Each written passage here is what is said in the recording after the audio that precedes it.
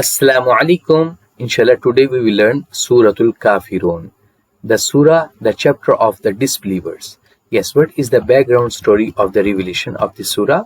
The non-Muslims of Quraysh, who are actually the mushrik, who were idol worshippers, invited the Holy Prophet ﷺ to take turns worshipping different gods. They said, "We will worship Allah for a year if you worship our idols for a year."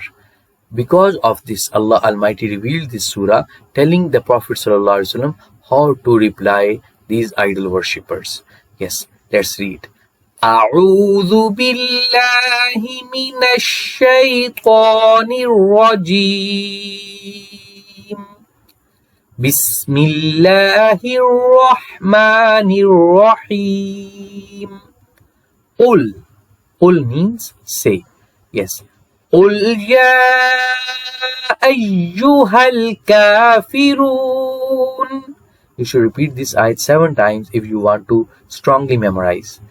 Then لا أعبد ما تعبدون ولا أنتم عابدون ما أعبد ولا أنا عابد ما عبدتم ولا أنتم عابدون ما أعبد لكم دينكم ولي دين. Yes, its translation is قل means say, يا أيها الكافرون means O disbelievers, لا أعبد ما تعبدون, I don't worship what you worship. Yes, then وَلَا أَنْتُمْ عَابِدُونَ مَا أَعْبُدُ, nor will you worship what I worship.